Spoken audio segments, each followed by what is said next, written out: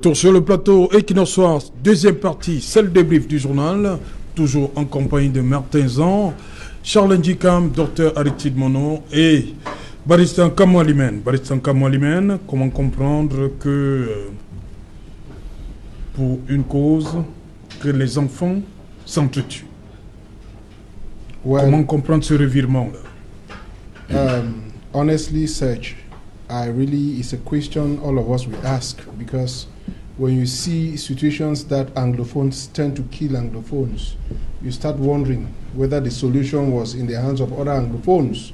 And at the end of the day, you ask to know what they gain in doing that.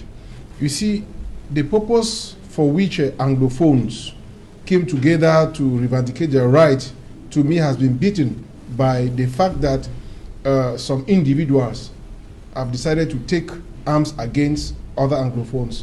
Like when I watch on the TV about the killing of the three chiefs, I start asking myself questions. What role were they playing? Were they the persons who were the obstacles for Anglophone, for a better Anglophone region? And Alan, it is sad. It is very sad that we kill our own chiefs for what purpose I cannot say. It's an act of weakness. It's an act of frustration when you go to kill civilians and kill the chiefs, and you think that you are reivindicate the rights of Anglophones. Is a failure.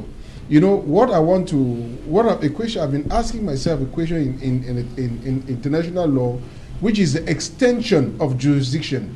You know, these people perpetrating, I heard from the report that there is a Chris Anu who is out of the country, who might have instigated that, is reporting from what you people said. If it's true, the Cameroon government can do what they call extension of jurisdiction. Those Cameroonians who are out there, who are causing this problem, can be tried. And if they are found guilty, they should be held responsible, because it is not proper that we should kill each other. It is not done. Charles Ndjikam, encore des chefs traditionnels qui payent le prix dans cette crise anglophone, parce que on était déjà, je crois, 5 ou 6 qui sont partis, mais cette fois-ci, c'est sur la place publique, des exécutions. Oui, on ne peut en aucun cas justifier l'horreur, en aucun cas. Nous parlions dans la première partie déjà de cette crise. L'un d'entre nous nous disait que les choses allaient mieux. Mais écoutez, ça n'a pas pris longtemps pour qu'on se rende compte qu'elles ne vont pas mieux. L'élite anglophone à Yaoundé demande à manifester sur l'esplanade à Yaoundé. Je pense qu'il aurait dû aller manifester sur l'esplanade, la place centrale, là où ses chefs sont décédés. Non, qu'on arrête ces plaisanteries-là. Ça va très mal, ça va de mal en pire. C'est également symptomatique d'une société qui ne reconnaît plus à certains le pouvoir qu'ils avaient avant, qui ne reconnaît plus, notamment aux chefs traditionnels, leur légitimité pourtant millénaire. Qu'est-ce qui se passe? Sans vouloir apporter comment dirais-je, je dis bien, de justificatif, on essaie juste d'élaborer des pistes qui peuvent permettre de comprendre pourquoi nous en sommes arrivés là. Les chefs traditionnels sont devenus des politiciens. De ce fait, ils sont devenus des cibles. J'ai écouté avec beaucoup d'attention sur votre même antenne hier soir un leader politique qui était en train de dire que quand ils se retrouveront avec leur sujet lors de débats au sein de ces conseils régionaux, mais c'est plus aux chefs que je vais m'adresser à ceux conseillers comme moi, qui ont le même titre que moi. Voilà, donc ce mélange des genres produit ce que nous voyons là, et que nous devons tous condamner. Ce mélange des genres produit ce que nous voyons là. Alors, quel est le but de ceux qui ont fait ça? Est-ce que c'est toujours pour choquer? Est-ce que c'est pour décourager ces chefs-là? Enfin, moi, je ne veux même pas en connaître le but, parce qu'il n'y a aucune raison valable pour attenter à la vie de son frère, de son concitoyen. Une raison de plus encore pour appeler les négationnistes à admettre que le problème de la crise anglophone n'est toujours pas solutionné et que nous irons d'horreur en horreur tant que ceux-là qui ont la charge de régler ce problème n'y auront pas fait face, n'auront pas admis qu'il existe, n'auront pas admis qu'en face, il faudra qu'un jour ils s'asseyent avec leurs enfants ou avec leurs frères. C'est par là que nous passerons irrémédiablement. Je rappelle, comme je le fais chaque fois que l'occasion m'en est donnée, qu'il y a des Camerounais qui sont en ce moment emprisonnés pour avoir demandé que cette paix vienne et que on agisse, que l'État du Cameroun agisse. Il y en a qui sont en prison pour cela aujourd'hui, notamment des militants de mon parti, le MRC. Voilà, docteur Richard Mono, des chefs qui sont conduits à la place du marché, déjà, on exécute des chefs, parce que tous ceux qui sont morts, les chefs qui sont morts, je crois qu'il y a un dans le nord-ouest, la plupart des chefs qui sont morts du fait de cette crise viennent de la région du sud-ouest. Voilà 3 autres, toujours dans le sud-ouest. Mais ceux-ci sont conduits à la place du marché. Est-ce qu'il y a un message fort qu'on a voulu passer? On exécute un chef sur la place du marché en plus. Et quand on sait ce que le marché représente pour nous autres partout. Sous réserve de l'authentification des véritables auteurs oui. de cet acte, je dirais que c'est la stratégie qui est utilisée par des terroristes, à savoir des exécutions punitives exemplaires qui devraient normalement diffuser la terreur au sein des communautés. Il y a eu des localités dans l'extrême nord où les chefs ont été appelés la nuit, les populations ont été rassemblées et Boko Haram les a exécutés en présence de la population très tard dans la nuit. Il y a eu... On a appelé les chefs, vous voulez dire? Oui, ils appellent des chefs, donc c'est-à-dire oui. qu'ils extirpent les chefs de leur case, de leur chefferie. Ils réveillent les populations pour venir assister à l'exécution du chef pour dire à la population qu'en fait, c'est lui qui sera de connivence avec l'ennemi qui était en fait l'État dans cette situation. Alors, il passera par la même exécution. Donc, nous sommes dans une logique de communication, de diffusion de la terreur. Et l'élément central, l'objectif qui est recherché par les auteurs, c'est tout simplement la domination de la population. Parce que la guerre asymétrique, c'est généralement la guerre qui est au sein de la population, qui se mène avec les populations et qui tient la population, contrôle en fait l'issue de la guerre. Et on est donc dans ce combat, je l'ai toujours dit, nous ne pouvons pas mettre un terme à la crise, à la guerre dans le Nozo si on n'a pas la population avec nous. Vous avez vu, on a tenté de faire le copier-coller des comités de vigilance qu'on a observé dans l'extrême nord, dans le Nozo. Ça ne tient pas parce que on n'arrive pas à détacher les populations de la cause qui est portée par les Amazoniens. On peut ne pas être d'accord avec la stratégie, avec des moyens qui sont mobilisés qui sont mobilisés par des sécessionnistes, mais toujours est-il que le problème qui est porté, celui de la marginalisation des anglophones, est partagé.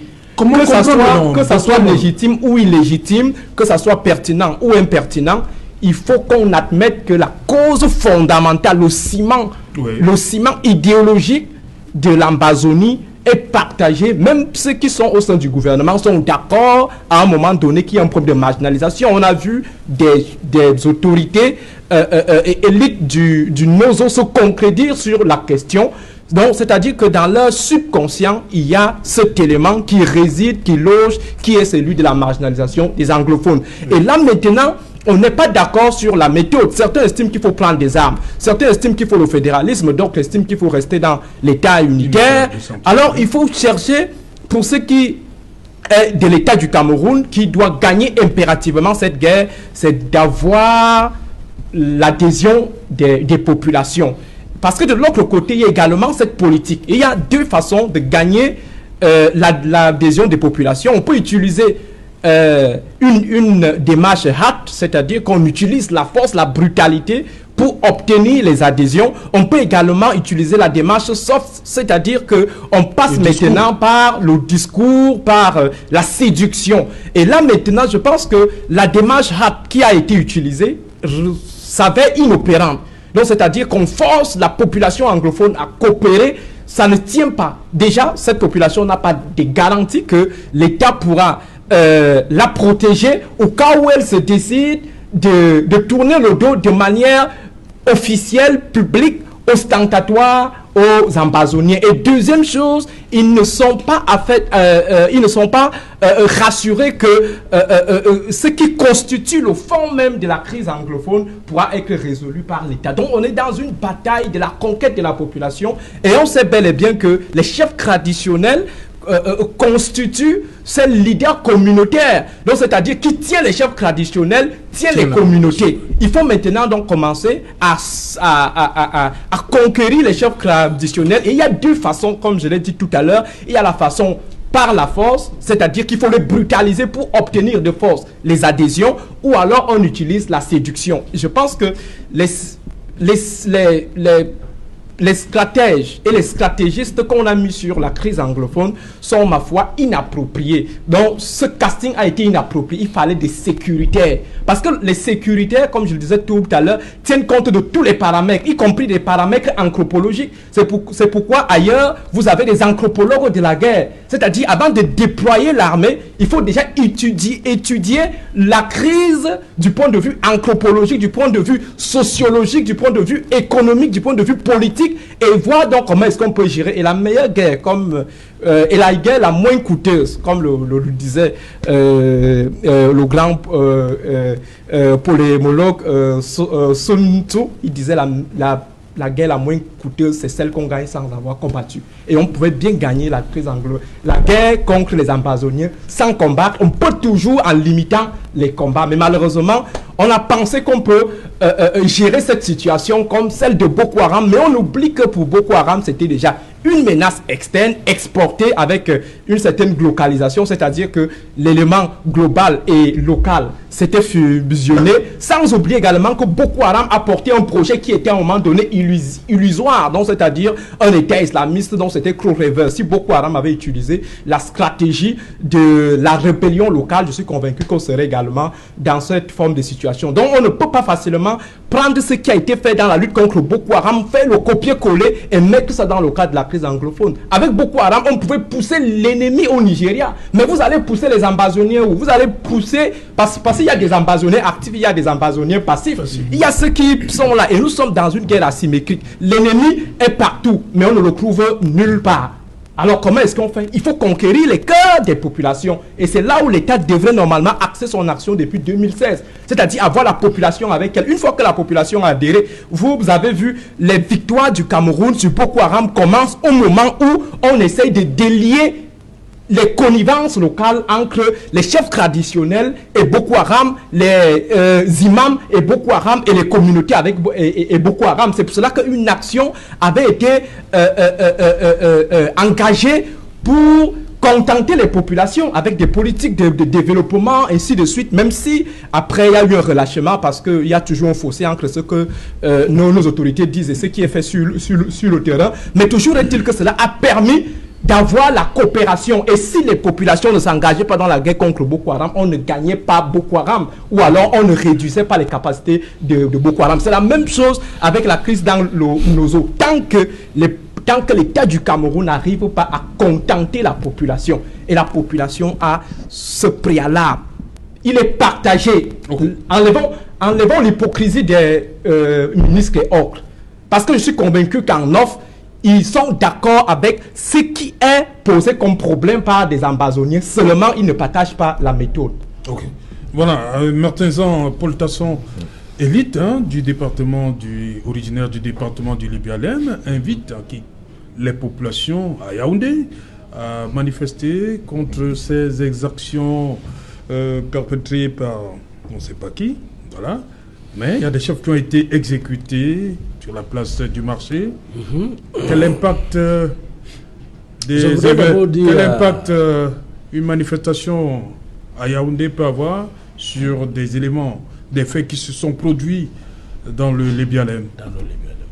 Oui, j'aimerais d'abord dire à mon co-panéliste, M. Mono, que dans son discours, il a semblé livrer une tactique pour Boko Haram. Il faut faire très attention lorsque vous prenez la parole, parce que là-dedans, vous avez indiqué quelque chose de très grave. Je crois que vous prendrez ça sur vous. Laquelle? Alors, revenons donc Revenons Qu'est-ce qu'il a dit de grave? Il a donné une stratégie Laquelle? que Boko Haram aurait dû utiliser. Et là, ça allait déstabiliser notre pays. Il ne fallait pas parler de ça. Non, il parle en histoire. Il parle en histoire. Mais sauf que la stratégie a été livrée. Bon, pour revenir à ce qui nous concerne, la première chose est celle, la marche qui sera organisée à l'esplanade du musée national. Oui, à Yaoundé. Est-ce qu'elle portera ses fruits? Est-ce qu'il y aura vraiment un écho retentissant? Il va falloir déjà qu'avant de faire la marche, qu'ils obtiennent une autorisation. C'est ce que la loi... Paul Tasson, on peut lui interdire ça? Je on peut lui refuser ça? Il revient à l'autorité administrative compétente de lui refuser cela ou alors de lui accorder cela. Il faut d'abord qu'il adresse une demande. Dès qu'il adresse la demande, on va, n'est-ce pas... Oui, le sous-préfet est compétent pour ça. C'est le sous-préfet. Et dans le meilleur cas, il peut voir le préfet pour obtenir l'autorisation. Bon, est-ce que ça aura un écho retentissant? Wait and see. Il faudrait d'abord que la marche soit mise sur pied avant de voir quel est, n'est-ce pas, l'impact. Alors, pour revenir donc à cette guerre fratricide, où ceux qui se disent vous admettez maintenant qu'il y a une guerre? Pour ceux qui se disent anglophones, qui tuent encore les chefs anglophones. Voilà. Comment comprendre ça? Vous avez bien dit. Comment comprendre cette guerre fratricide? C'était intolérable. On ne peut pas accepter cela. Le chef de l'État l'a toujours dit dans tous ses discours qu'il garantit la paix et la sécurité à tous les citoyens. Lorsque un soi-disant séparatiste, Phil Marshall, se met dans une posture de terroriste, se met à attraper les chefs, 4 chefs au total qui sont exécutés sur la place du marché, le RDPC et le chef de l'État ne sauraient tolérer. La population camerounaise ne peut pas accepter. Nous condamnons ces actes de barbarie. Nous n'allons pas accepter cela. Cela doit, n'est-ce pas, être recalibré par les forces de sécurité camerounaises. C'est pourquoi on ne peut pas refuser qu'il y ait manifestation mercredi. Il revient, comme je disais, c'est à l'appréciation de l'autorité administrative. Il va falloir que... Il n'y aura pas de risque de trouble à l'ordre public? L'autorité administrative devrait nous dire. Vous savez, M. Serge-Alain Autour, il y a une enquête qui sera ouverte. Si, n'est-ce pas, le ministre Paul Tasson fait une demande, on va ouvrir une enquête. On va, n'est-ce pas, délimiter le lieu de la marche. On va donner... C'est pas une marche, c'est un regroupement. Oui. Voilà, il faut manifestation à l'esplanade du musée national. Effectivement, il doit donner des garanties à l'autorité administrative comme quoi il n'y aura pas de débordement. Et s'il veut, n'est-ce pas, la protection de la police ou l'armée ou quoi que ce soit, il fait aussi la demande et on lui accorde cela. C'est aussi ça l'état de droit au Cameroun. On accorde, il y a tous les droits. Nous avons une nomenclature en termes de liberté publique. Donc, toutes les lois sont mises et il revient, n'est-ce pas, aux citoyens camerounais d'en faire une demande et on lui accorde, n'est-ce pas, cette autorisation pour une quelconque marche. Barista, what do you have to say? Any the program? Well, I just want to appeal to the authorities that we should that they should take the right decisions to see that the Anglophone crisis that has been persisting for almost getting to 5 years soon be resolved. And equally to appeal to the Ambazonians to know that they can resolve our issues, the Anglophone problems, without recourse to killing, without killing other Anglophones.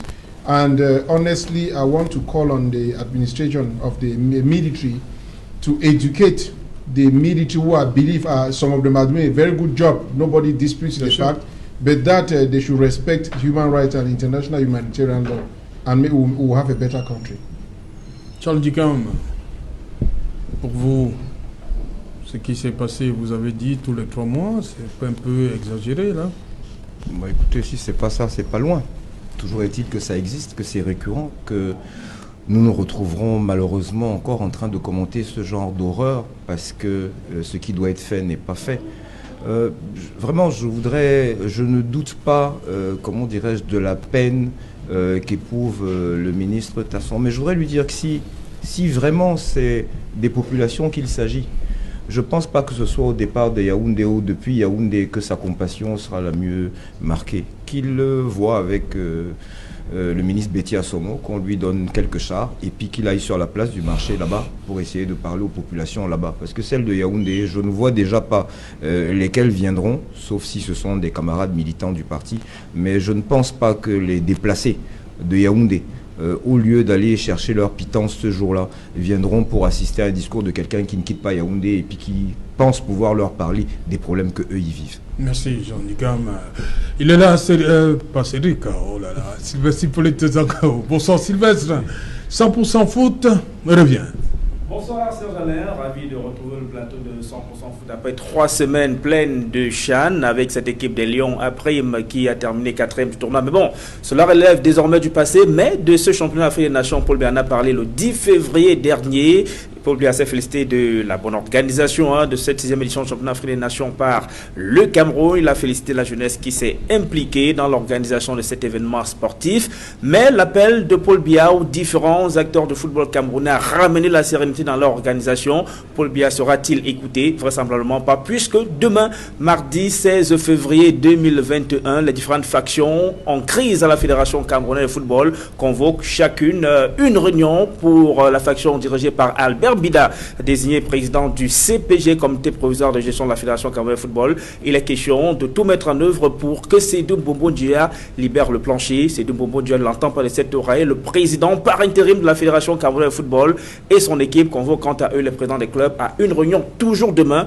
Une réunion dite de lancement, de préparation de lancement de la prochaine saison sportive. Donc, avec ces cloches dissonantes, il est clair que Paul Biya, en tout cas pas demain, ne sera pas du tout écouté par les belligérants. Dans la Fédération camerounaise de football, nous parlerons de cette compétition, la CAN des moins de 20 ans avec les Camerounais qui ont bien démarré la compétition et en s'imposant 1-0 sur la Mauritanie.